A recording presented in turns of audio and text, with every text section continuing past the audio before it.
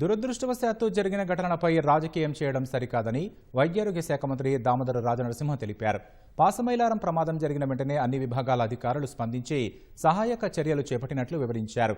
ఘటనా స్థలిని కార్మిక శాఖ మంత్రి వివేక్తో కలిసి దామోదర పరిశీలించారు. ఎయిర్ ఫైర్ లీకేజీ వల్ల ప్రమాదం జరిగినట్లు తెలుస్తోందని మంత్రి వివేక్ వెల్లడించారు. రికార్డులు దగ్ధమవడంతో కార్మికుల హాజరు వివరాలపై ఇంకా స్పష్టత రాలేదన్న వివేక్ పరిశ్రమల్లో భద్రతపై త్వరలోనే ఒక కమిటీ వేస్తామని స్పష్టం చేశారు. శిథిలాలు పూర్తిగా తొలగించాక మృతుల సంఖ్యపై అవగాహన వస్తుందని మంత్రి దామోదర రాజనరసింహ తెలిపారు. ప్రతి కార్మిక కుటుంబాన్ని ఆ కార్మికుని ట్రీట్మెంటే కానీ వైద్య సేవలే కానీ అందించే బాధ్యత ప్రభుత్వాన్ని మాది. ఎక్కడ కూడా నిర్లక్ష్యం అనేది ఉండదు. ఇంకొక గంట 2 గంటల్లో పూర్తి సమాచారం వస్తుంది. ఎందుకంటే ఆ డెబ్రీస్కించి తవ్వకాలకించి ఆ బాడీస్ని దిగాలంటే కొద్ది సమయం పడుతుంది. హాస్పిటల్లో ట్రీట్మెంట్ జరుగుతున్నది 34 మంది. ఆ లిస్టు కూడా మీకు ఇస్తాను నేను.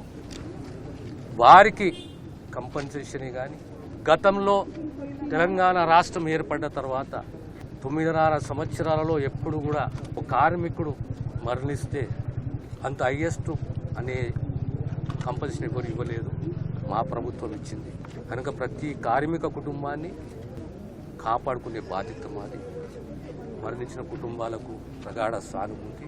దీన్ని రాజకీయం చేయకండి. కంట్రోల్ రూమ్ ఏర్పాటు చేశాము. మా వంతు కృషి కమిట్మెంట్ తోటి మా ప్రయత్నం మేము చేస్తున్నాము. కానీ ప్రతి ఒక్క సంఘటనని రాజకీయం చేయడం వల్ల వ్యక్తిత్వము దిగజారిపోతుంది. ఇప్పుడు రాజకీయాలకు పార్టీలకు అతీతంగా మనమందరం ఉండి ఆ కుటుంబాలకు బాధ్యతగా ఉండాలి. మనం కాపాడుకునే ప్రయత్నం చేయాలి. ఇది మంత్రి గారు చెప్పినట్టు దీంట్లో రాజకీయం చేసేది అవసరం లేదు. ఎందుకంటే it is a bad accident. ఎందుకు అయింది, ఏమైంది అది కూడా అవసరం. ఆ ఫ్యాక్టరీ మేనేజర్ ఎవరైతే రెస్పాన్సిబుల్ ఉన్నారో వారే చనిపోయినారు. ఆ బిల్డింగ్ ఏదైతే రికార్డ్స్ ఉన్నదో ఆ బిల్డింగ్ అంతా కూలిపోయింది. So none of the records are also available. ఎందుకంటే ఆ ఫైర్లో ఆ రికార్డ్స్ పోయినాయి. So nothing is available here. Head ఆఫీస్లో కూడా ఏం తెలియదు వారికి.